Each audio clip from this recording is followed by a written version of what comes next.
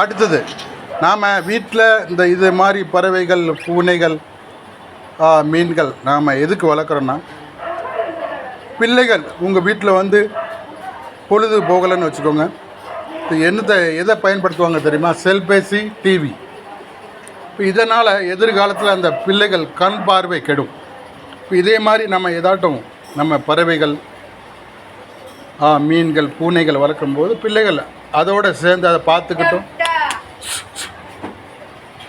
பார்த்துக்கிட்டு இருக்கும்போது இந்த செல்பேசியிலேருந்து அந்த பிள்ளைகள் பாதுகாத்து கொள்ள முடியும். சரி, இதுக்கு உணவு பாருங்கள், தண்ணி வச்சுருக்கேன். கடையில் அந்த பறவைகள் விற்பனை செய்யும் கடையிலேருந்து உணவுப் பொருள் வாங்கியிருக்கு. இயற்கையான ஒரு மரம் கூட உள்ளே இருக்குது. அடுத்தது அதிகமாக என்ன சாப்பிடணும்னா கொத்தமல்லி. இங்கே பாருங்கள்,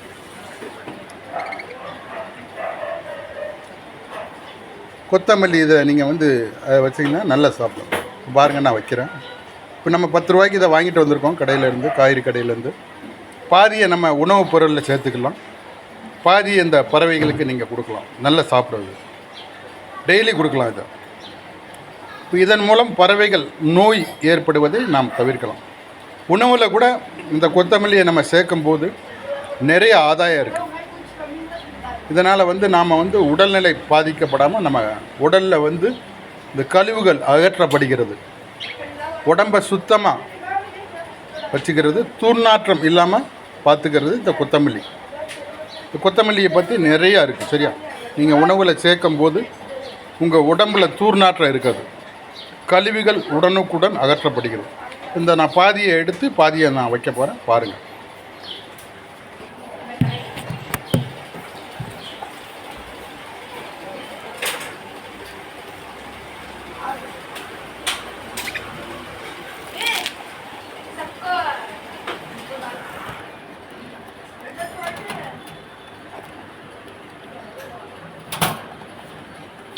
இந்த வச்சுட்டேன் பாருங்கள். இதெல்லாம் கொஞ்சம் நேரம் கழித்து இதை இன்னும் பார்க்கல, அது பார்க்கும்போது அது சாப்பிடும்.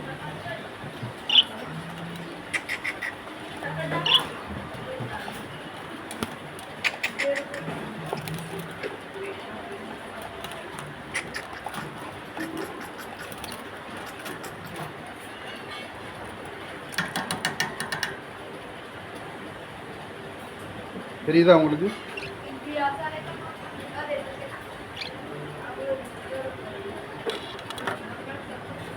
பறவைகள் விருப்பமான உணவு என்ன? அது கொத்தமல்லி தான், ரொம்ப பிடிக்கும். அது பார்த்தீங்களா, சாப்பிட்டு வரும்.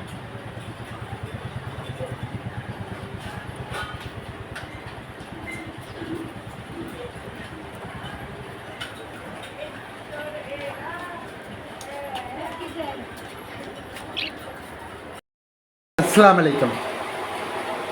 என் பையன் வீட்டில் இந்த பறவைகளை வளர்க்குறான், கூண்டில் வச்சு. தேவையான தண்ணீர் வசதி, உணவு வசதி, உள்ள மரம், இப்படிலாம் நிறையா வசதி வச்சு வளர்க்குறோம். பாருங்கள், நின்றுக்கிட்டே தூங்குது. இறைவன் படைப்பில் அற்புத படைப்புகளில் இதுவும் ஒன்று.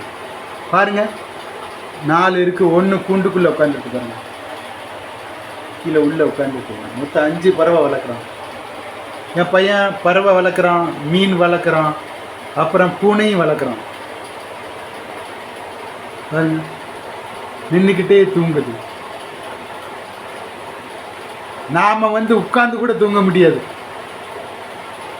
தூக்கம் வந்தால் படுத்தா தான் நம்ம தூங்க முடியும். பறவைகளை பாருங்கள், நின்றுக்கிட்டே தூங்குது. நான் நைட்டு ஸ்டேட்டஸை போட்டு 2 மணிக்கு இந்த வீடியோ எடுத்து உங்களுக்கு காட்டுறேன். பாருங்கள், நின்றுக்கிட்டே தூங்குது.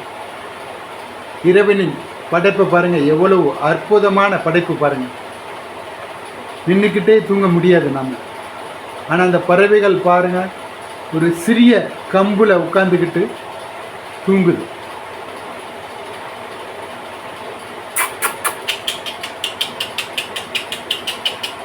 பயந்து ஓடிட்டு மறுபடியும் வருது பாருங்க. வா வா.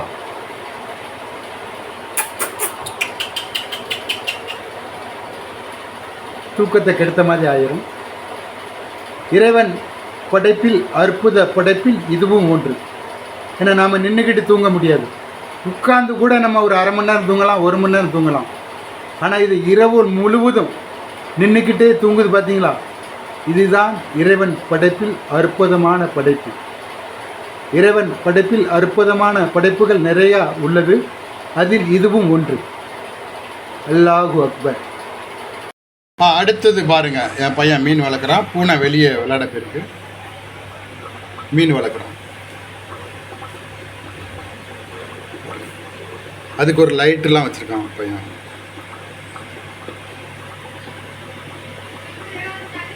ஒரு மோட்டர் ஓடிக்கிட்டே இருக்கு பாருங்க. சுவாசம் லைனிக்கலி எடுக்கிறதுக்கு அவங்களுக்கு வந்து மூச்சு திணற ஏற்படக்கூடாதுன்னு சொல்லி இது 24 மணி நேரமும் அது ஓடிக்கிட்டே இருக்கும். இதன் மூலம் மீன் இறப்பு தவிர்க்கலாம். உணவு, அதற்கான உணவு டப்பாவில் வைக்கப்பட்டுள்ளது. காலை ஒரு நேரம், மாலை ஒரு நேரம் தண்ணீர் மாற்றப்படுகிறது. தினமும் இரவு நேரத்தில் தண்ணீரை மாற்றும் போது அந்த மீன் ஒரு சிறிய பால்ட்டியில் தண்ணியுடன் உள்ள ஒரு சிறிய பாக்கெட் எடுத்து மீனை அதில் போட்டுடணும். அப்புறம் தண்ணியை மாற்றிட்டு புது தண்ணி ஊற்றும் போது அதை மறுபடியும் போட்டுக்கலாம். பக்கத்தில் ஒரு வீடு இருக்குது. இந்த பக்கத்தில் ஒரு வீடு இருக்குது, அந்த பக்கத்தில் ஒரு வீடு இருக்குது. இந்த பக்கம் இது நாங்கள் இருக்கிற வீடு. பக்கத்தில் உள்ள வீடு வந்து அது வந்து யாராட்டும் உறவினர்கள் அல்லது உதவி கேட்டு யாராட்டும் வருவாங்க. இப்போ அவங்க தங்குறதுக்காக அந்த ரூம் இருக்குது. அந்த ரூமில் பாத்ரூம் உள்ளே இருக்குது, குளிர உள்ளே இருக்குது, டிவி இருக்குது, எல்லாமே இருக்குது. இந்த பக்கத்தில் ஒரு ரூம் இருக்குது. அது பிள்ளைகளுக்கு மதர்சா சொல்லிக் கொடுக்குற ஒரு லேடிஸ் வேலைக்கு அமைச்சிருக்கும். ஏன்னா அவங்க வந்து கணவர் இறந்துட்டாங்க. அவங்களுக்கு 28 வயசு, 2 குழந்தைகள் இருக்குது. இப்போ அவங்க ஏதாட்டும் எனக்கு வாழ்வாதாரம் தேவை, என் பிள்ளைகளை காப்பாற்றுறது. இப்போ அவங்களுக்கு ஒரு 20,000 ரூபா அட்வான்ஸ் கொடுத்து 4,000 ரூபா வீட்டு வாடகை. அந்த வீட்டு வாடகை நானே ஏற்றுக்கிட்டேன். இப்போ அவங்கள வந்து மதர்சா சொல்லிக் கொடுக்குறாங்க. ஒரு 20 பிள்ளைகள் படிக்கிறது. அதில் என்னுடைய பையனும் படிக்கிறான். சரியா? ஒவ்வொரு பிள்ளைகிட்டையும் மாதம் 300 ரூபா அவங்க கட்டணம் வாங்குகிறாங்க. அவங்களுடைய 2 பிள்ளைகள் படிப்பதற்கு பள்ளி செலவை நான் ஏற்றுக்கிட்டேன். இப்போ அதனால் அந்த மதர்சாவுக்கு போகிற பிள்ளைகள் வந்து இந்த ஜன்னல் வழியாக எதையும் கற்கள் எதையும் இந்த கண்ணாடி இதில் மீன்கள் கண்ணாடி இதில் வீசிடக்கூடாதுன்னு ஒரு இதுவும் பொருத்திருக்கு. அதாவது இரும்பு கம்பிகள் பொருத்தப்பட்டுள்ளது. ஜாலின்னு சொல்லுவாங்க, பொருத்தப்பட்டுள்ளது. ஏதாட்டும் ஒரு பிள்ளைகள் அந்த வெளியில் ஜன்னல் இருக்குது, ஜன்னல் ஓரமாக தான் இதை நாங்கள் வச்சுருக்கோம். இப்போ யாராட்டும் அது வெளியிலேருந்து கற்கள் வீசிடக்கூடாது. அப்படி வீசினா யாருன்னு சொல்லி தெரிஞ்சு கூட ஒரு கேமரா கூட இருக்குதுல பாருங்கள். உள்ள மெமரி கார்டு இருக்குது. இது வந்து ரீசார்ஜில் நம்ம பேட்ரி ரீசார்ஜ் பண்ணி வச்சா இப்போ இதில் மெமரி கார்டு இருக்குது. 1 மாதத்துக்கு தேவையான ரெக்கார்டிங் இதில் பதிவாகும். இப்போ யாராட்டும் கற்கள் அந்த இதில் வீசிட்டாலும் அதை நம்ம கண்டுபிடிச்சிடலாம். நம்ம மொபைல் அந்த மெமரி கார்டை அந்த மொபைலில் போட்டு கண்டுபிடிச்சிடலாம்.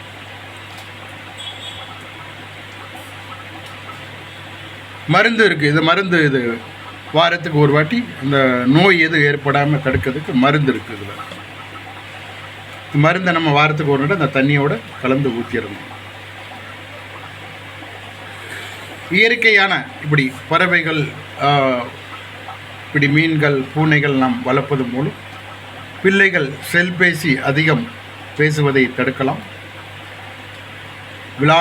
கேம் விளையாடுவதை தவிர்க்கலாம்.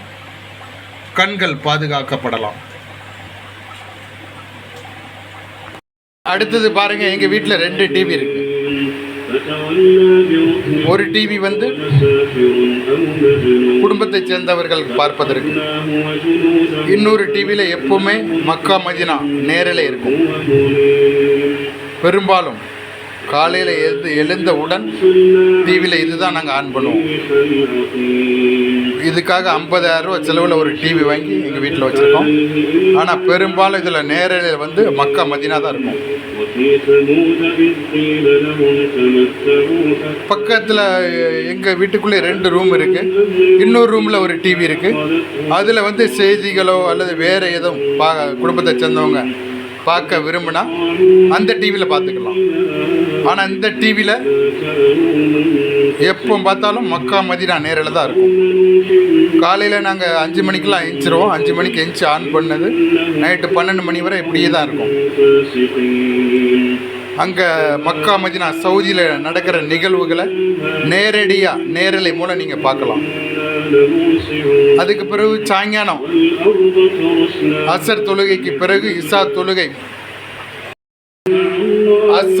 அசர் தொழுகை தொடங்கிய முதல் இசா தொழுகை முடிவதற்குள் இது மாதிரி இருக்கும். எங்கள் வீட்டுக்குள்ளே நீங்கள் உள்ளே நுழைஞ்சாலே குரான் ஹதீஸ் சம்பந்தமான சத்தம் எங்கள் வீட்டில் வந்துக்கிட்டே இருக்கும். அந்த அளவுக்கு நாங்கள் இது மாதிரி வைக்கிறதுனால தான் எங்கள் வீட்டில் எப்போவுமே பறக்கத்து இருக்கும். வருமானத்துக்கு குறைவு இருக்காது, எந்த ஒரு வருமானத்துக்கு குறைவு இருக்காது, பணத்துக்கு குறைவு இருக்காது.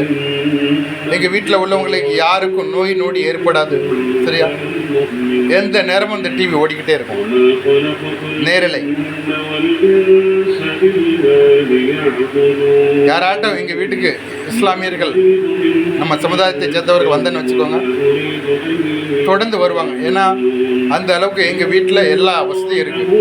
தொழுகைக்கு தனி இடம் இருக்குது. பறவைகள், பூனைகள், மீன்கள் தனி அறை இருக்குது. சாப்பிட்றதுக்கு தனி அறை, தூங்குறதுக்கு தனி அறை, பாத்ரூம் ஜாயிண்ட், குளியல் அறை ஜாயிண்ட், எல்லா வசதியும் எங்களுக்கு இறைவன் கொடுத்துருக்கான். எல்லா புகழும் இறைவனுக்கே. அல்லாஹு அக்பர்.